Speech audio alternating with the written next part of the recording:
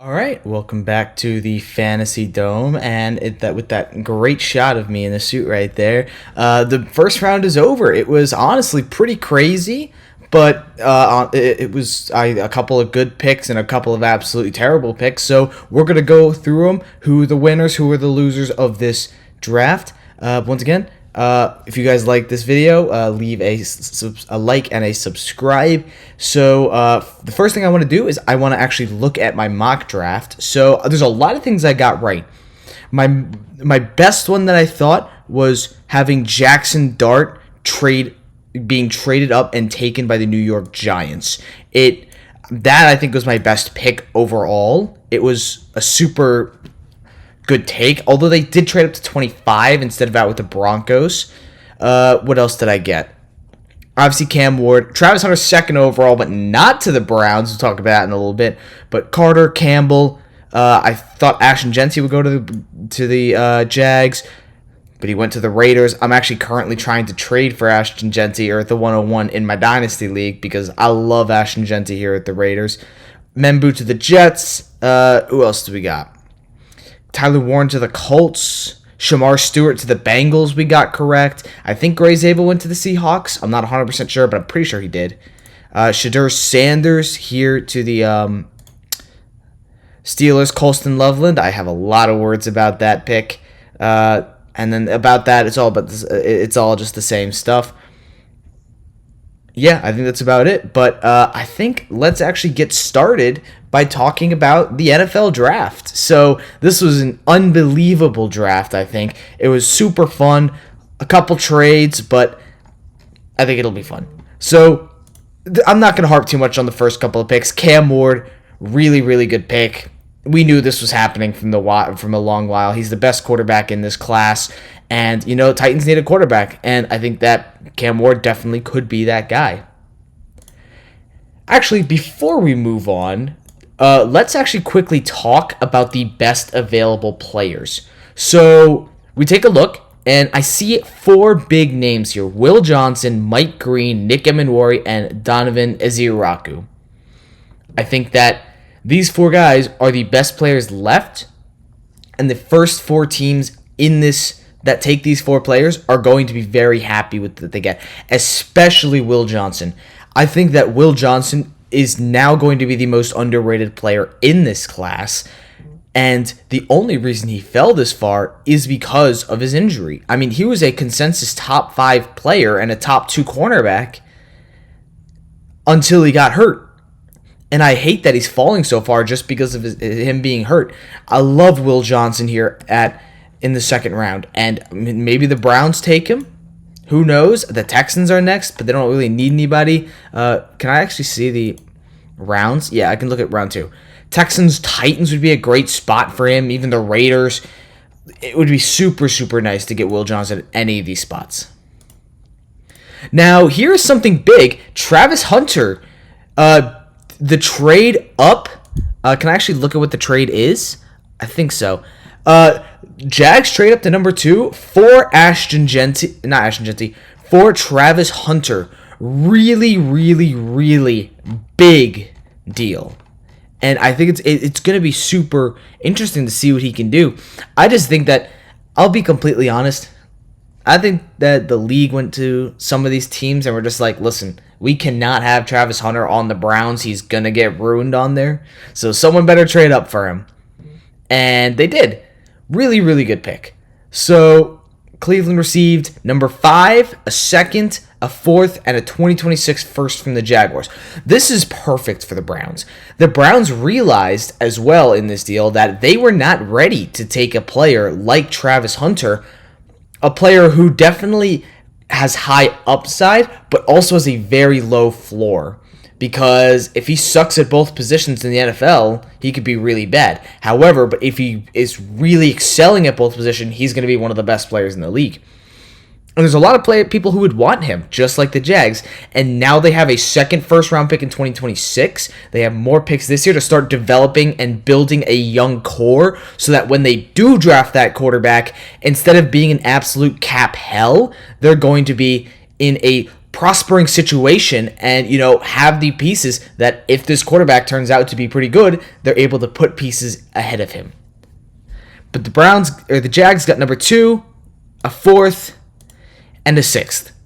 So overall, I think this is a really good trade for both sides. The Jags get an absolute elite playmaker in Travis Hunter. They could use a corner and a receiver.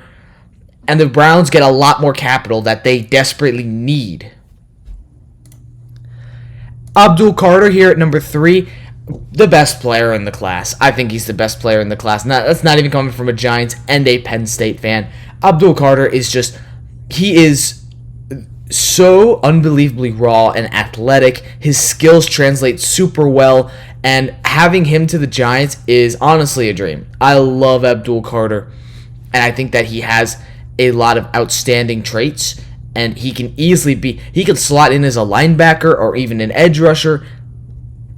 It's like if Brian Burns gets tired, you got Abdul Carter coming at you next. Abdul Carter gets tired, you have Kayvon Thibodeau coming at you next, who he just took his 5th-year option. Abdul Carter, I think, is one of the best picks in this draft, even at 3. So talented. Will Campbell, this is another guy that I got absolutely spot on. Second best tackle in the class, apparently. Did they seriously have Membu over him? That's crazy. Will Johnson's the best tackle in the class. I think there's no ifs, ands, or buts about it. He was dominant at LSU. He went, 16 games without allowing a sack or some shit like that. He is really good. Don't get me wrong. And the Patriots need a tackle. Nothing else to say. Will Campbell's solid. Now, the Browns move down and still get Mason Graham. I really like this pick. Honestly, if I'm the Browns, I probably would have gone Genty here. And I know I was just saying about trying to put a good core around him and that this team isn't good enough for Travis Hunter. But I think that Mason Graham is going to be a really good player. But I also think that their defensive line is fine. And they definitely could have had better needs that they could have taken. But don't get me wrong, Mason Graham is a phenomenal player, and I think that he's a solid pick here. I'd give him... I forgot to give my grades. Titans, Cam Ward, solid A. Travis Hunter, also an A, just because of the trade. And it's a risky trade. Abdul Carter, first A+, best player in the draft, getting him at 3. Will Campbell, also an A+. Mason Graham, I'm going to give him an A-. But the trade, I give an A+ for the Browns. But Mason Graham, I give A-. Ashton Genty, like I said before, I'm trying to trade for him in Dynasty. What a player. What an unbelievable prospect. And on the Raiders, now that they have a semi-solid offense with Geno Smith at the helm, I'm taking Ashton Genty any day. Ashton Genty's unbelievable, and there's nothing else you could say about it. This is an A+ pick, I think, for the Raiders right here. That's exactly what they needed to bring this offense together. I'm gonna give Armand Membu here an A. I think that Armand Membu is a great offensive tackle and potentially could be the best in the class. Super well athletically. And the Jets need tackle to protect their new franchise quarterback, Justin Fields. I like the pick. I think that a lot of people thought this would be a skill position. I'm super glad it wasn't. It could have been an edge rusher too, but Membu's the pick. Ted McMillan, this was probably the first pick that really was like a wild card. A lot of people thought that the Panthers were going to go edge rusher here, but they get the receiver. I love this pick too. Solid A. I really like what they did right here with Tetairoa McMillan, giving Bryce Young a massive 6'4", 219 weapon to throw the ball to. I think it's absolutely perfect. Kelvin Banks Jr. I think the Saints definitely made a good decision not going Shedeur Sanders here. And Shedeur Sanders is an okay prospect. That's about all I got to say. But Kelvin Banks Jr., really solid offensive tackle. And I think he'll really, really help the Saints out in terms of, starting to rebuild the trenches. This is a very old team with a very bad cap space situation that needs a full rebuild. I have a feeling that they're going to be in the top 5 next year just because the talent on that team is not there. And at that point is where I would trade down. But overall, Kelvin Banks Jr. here at the 9, great pick.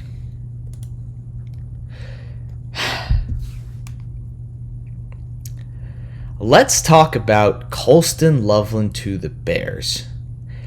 The most brain dead, absolute, stupid ass, dumb pick I think I have ever seen. Colston Loveland, a blocking tight end who is a what if tight end. You're going to take him in the top 10. Look at all the tight ends that have gone in the top 10, no less in the first round. All these tight ends have production in college. Tight end is not a premium position in the NFL. It's getting more love, but it's not premium. It is not a player that you are willing to take an absolute elite pick on. And if you do, you want that guy to be productive. And most likely, when you take a tight end, it's going to be for the receiving upside, not for the blocking upside. You can grab a decent blocking tight end in the 4th or 5th round, or you can grab an offensive tackle. But you grab a blocking tight end who didn't even put up that good of stats in college, top 10 overall. Not to mention, Tyler Warren was on the board, who is miles better. And also, they have a giant hole at edge rusher. I know they have 2 picks in the 2nd round. Why are you taking Colston Loveland when you could have had Mykel Williams, Jalen Walker, Shamar Stewart? You could have had all these guys, but instead you go with a position that you're not going to need. And on top of that, you already have Cole Kmet. You have Cole Kmet, who is a very solid receiving tight end. So if you're planning on using Colston Loveland as a receiving tight end, you're just phasing Cole Kmet out of the offense, who was very solid. This pick is the first F-. I don't think there's a worse pick you could have made here. Like, you could have taken a quarterback here and I would have liked it more than Colston Loveland. That is an absolutely egregious and terrible pick, which is why the Bears will also struggle still.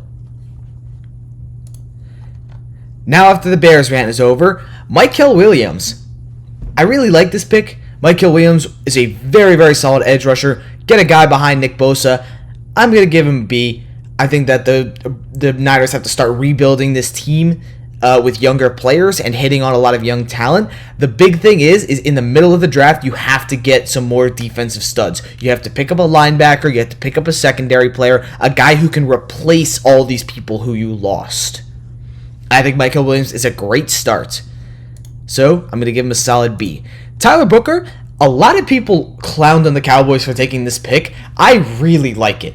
Zach Martin, their perennial franchise right guard, just retired. And now they have nobody on the offensive line. So what do? You take what could possibly be the best offensive lineman in this class. As the best interior by a mile. But definitely could be one. It could even go down as the best offensive lineman in this class. Tyler Booker, super, super, super solid. Get Dak some protection. Get Joe Milton some protection. I'm going to give this a solid B+. I don't think it's an amazing pick because of how many needs they have. I feel like that they definitely also could have traded down in this draft to maybe gain some more capital. But Tyler Booker here at 12. I am not mad about that for the Cowboys. Kenneth Grant for the Miami Dolphins. I like the pick. Kenneth Grant is really good, but my issue with Kenneth Grant is with Walter Nolan and Derek Harmon on the board. You're taking Kenneth Grant, and also when you have absolutely no offensive line. They have no offensive linemen. So now, what are they going to do? I don't even know if they have that many picks in the draft. How many picks do the Dolphins even have? Let's quickly take a look. Miami, they've actually got a pretty decent amount of picks.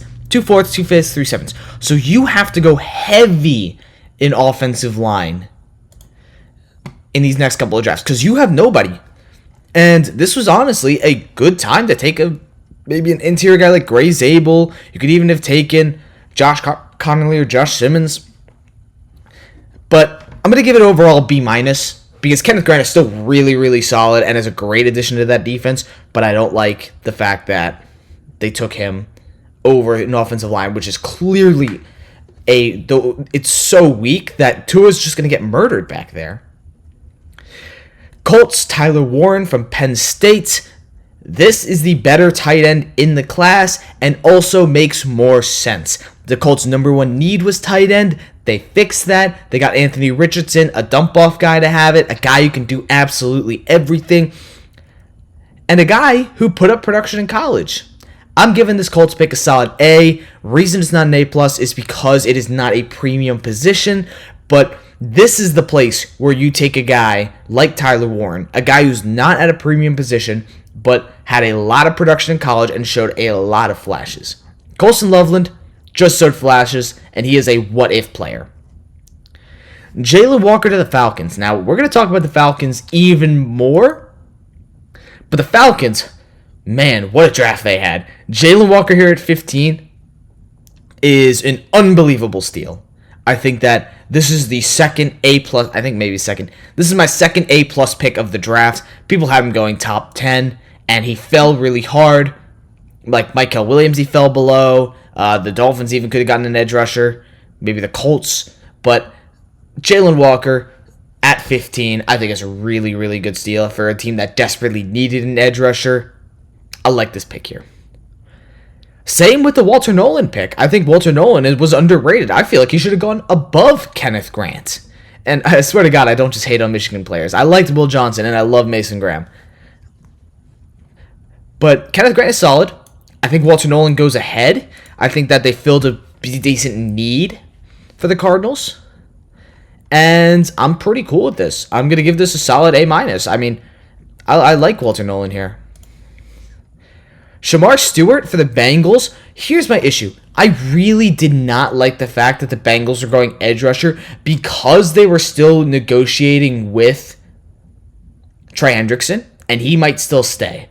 I feel like instead of giving Trey Hendrickson being like, hey, we're just going to draft a guy who's going to take your job should you decide to leave us. How about, no, let's take a secondary player to make this defense even better and not steal your job. I think that will hopefully make it a little bit better. But also, Shamar Stewart only has 4.5 sacks in his 3 seasons. I mean, he's solid, but are you going to take a chance with an athletic freak like this over a secondary position, which you desperately need? And there's a ton on the board, like Jahdae Barron, Malachi Starks. We'll talk about Malachi Starks later, but Shamar Stewart, I'm giving you a solid B-. I don't love this pick for the Bengals. Gray Zabel, offensive line. I'm going to give this a solid A. Gray Zabel, he's one of the guys who can play pretty much anywhere on that line, and the Seahawks need anyone on that line. It works out absolutely perfect for them, and I think that Gray Zabel is a great pick right here. This is where the draft gets interesting. Alrighty. Emeka Egbuka going at number 19 over Matthew Golden to a team that already has 4 receivers on the roster, or 3 receivers on the roster. So Egbuka is he's definitely going to be behind Mike Evans and Chris Godwin. I don't think you could bench Jalen McMillan after what he did in the last bit of the season. This is definitely a move for the future.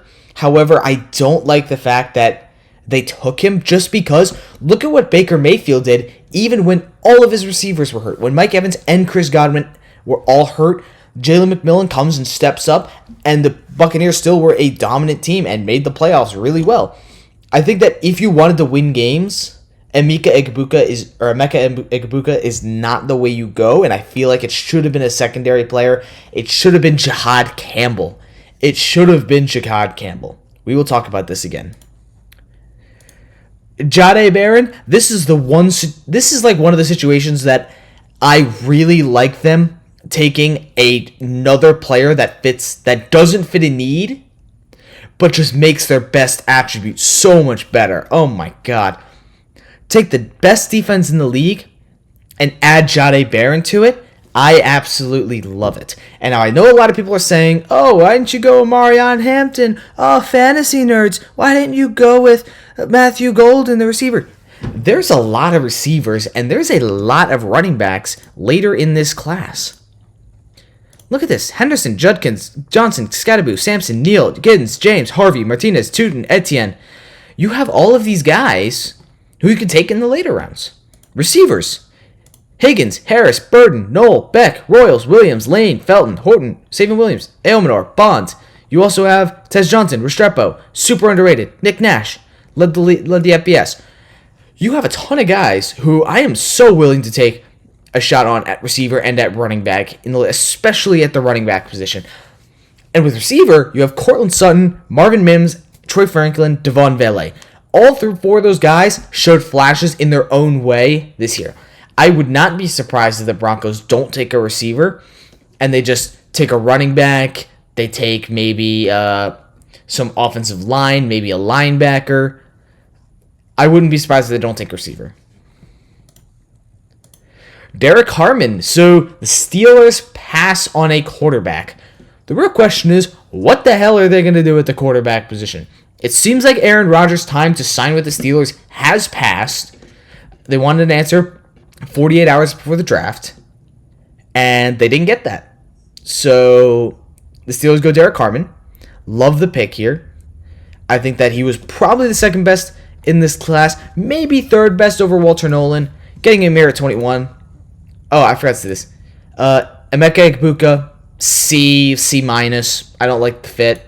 I think that it's too much looking to the future when you're trying to win now. Jahdae Barron, A, makes your secondary even better. Derek Harmon, I'm also going to give it an A. D-line, what's his name? Cam Hayward's getting older. You need a guy to go replace him. Derek Harmon is that guy who could replace him. Omarion Hampton to the Chargers. So this breaks fantasy football. And the reason I say that is because now Najee Harris is going to be the backup. Omarion Hampton will be the starting guy. And now you still have teams like the Steelers, the Jags, the Patriots, the Browns, hell, even the Bears, the Cowboys. All of these teams that could use a running back. The Cardinals, the Giants, guys who are going to take running backs. This might be one of the most running back heavy dynasty drafts you have ever seen. I can imagine like 7 or 8 going in the first round. But overall, I'm going to give this pick a solid A-. They just signed Najee Harris, so I don't know why they would go with Omarion Hampton. Maybe 1-2 punch. But Jim Harbaugh loves his running backs, and Omarion Hampton is a very good one. Matthew Golden from Texas. I think it's okay. Matthew Golden on the Packers is fine, but my issue with Matthew Golden is that, like, I feel like he's just going to be another guy who gets, like, 15% target share, gets about, like, 8 receptions one game, 2 the next game. Like, I feel like he's just going to be that. If you wanted an alpha number 1 receiver, I don't think Matthew Golden is the guy who will be able to do that in this Packers offense. I feel like he could have in other offenses when he wasn't the clear-cut number 1 option. Like, if he played alongside someone, I would feel a little bit better. But Matthew Golden is expected to be the 1 when you still have, like, Jaden Reed, Wicks, Dubes, all those guys. I like it. I don't love it. B. Donovan Jackson. This was a big crazy steal. Not steal. Crazy reach. I mean, I guess you liked your guards more than your tackles. And the Vikings offensive line was okay, I guess. But I feel like you needed secondary here, which you didn't get. But overall, Donovan Jackson still could be a very solid guard and a solid player overall. Solid B, B-ish. Now, this pick makes me super excited as a Giants fan. I guess let's talk about the actual trade. I actually know this trade by heart. It was our second rounder this year, pick number 42. No, sorry, 34. Why did I say 42? It was our third rounder this year, pick number 99, and a future third round pick to move up to select Jackson Dart. I actually love this pick for the Giants too. And the reason why I love it is because Jackson Dart doesn't have to start, let alone he doesn't even have to be the backup. You can have Russ start, Jameis is the backup, and Dart just sits and absorbs from Russell Wilson, who is an all-time Hall of Famer, but also absorbing from Jameis Winston. And I know you guys are saying, like, oh, Jameis Winston isn't that good. Jameis Winston knows what it's like to be a first overall pick and to have that kind of pressure on you. To have the pressure of being a first rounder, being in a offense for the first time. And he knows how it feels to fail.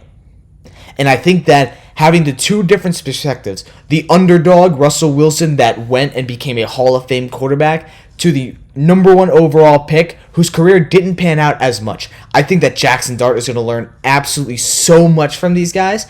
I'm going to give this pick a solid B because it is not amazing as it is not absolutely terrible. Falcons trade back into the first to get James Pierce Jr. Wow, wow, wow, wow, wow. I love this pick. So the Falcons get 26.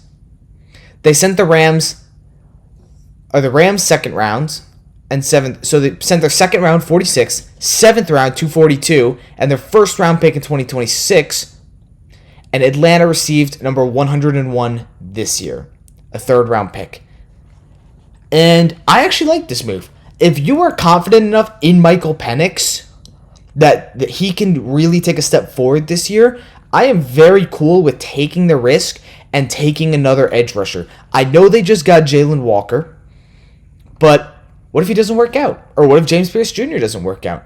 I think that doubling up on this edge position when that group is literally probably the worst edge group in the league, I think is a super great decision, and I love that the Falcons traded right back into the first round to get him. So overall, I'm going to give the trade a B because they did have to give up a first round pick just to get back in for the Falcons, I guess. And for the Rams, I'm going to give it an A, trading back. I think that they acquire more draft capital, and it's going to be useful coming forward. And the Falcons, while they have a good chance to be really good, they also have a good chance of being really bad. And then the overall pick of James Pierce Jr., I'm going to give an A. I think that he could be one of the best edge rushers in this class, and I think that he fell super far. Malachi Starks just created the most scary tandem safety with Kyle Hamilton that I think the league will have seen since Justin Simmons and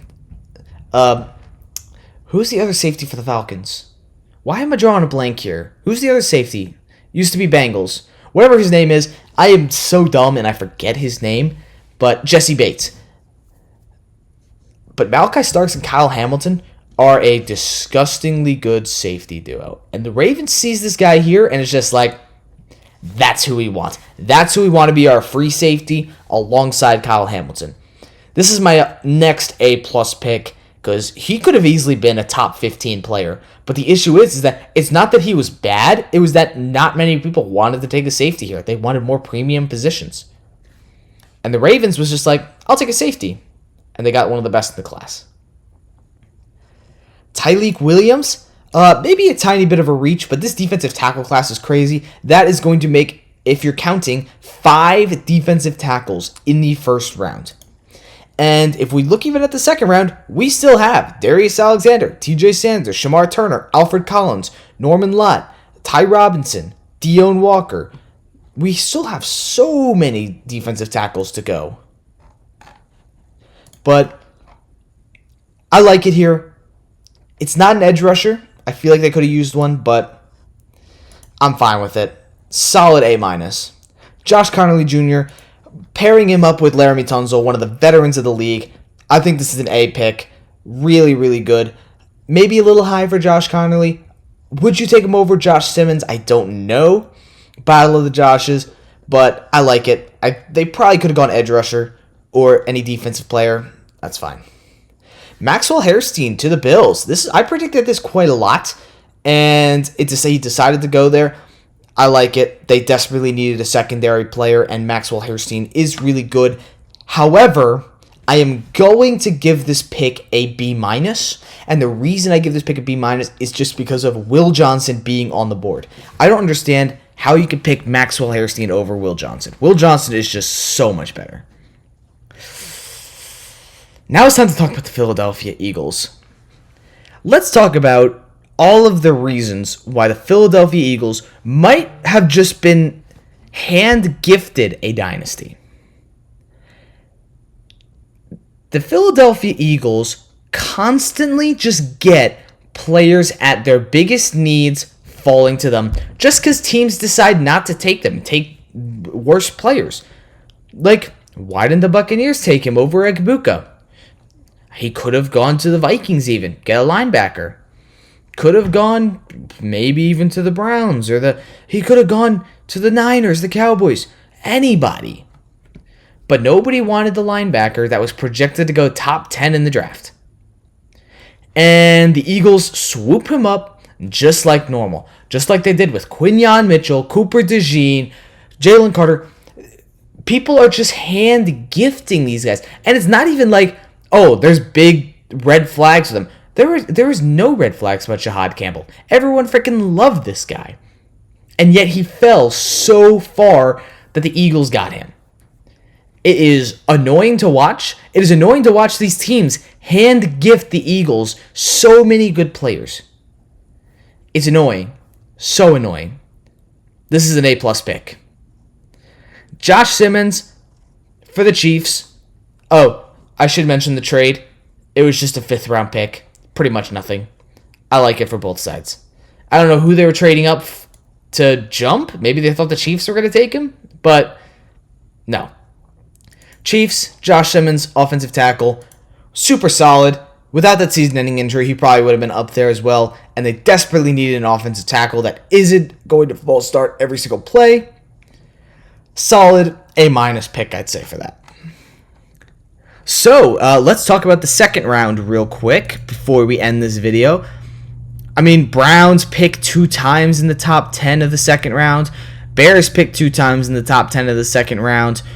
I think that there's a lot of potential here. I feel like we could also see a corner go the first pick over here, or even maybe a quarterback. Maybe this is where Shedeur goes.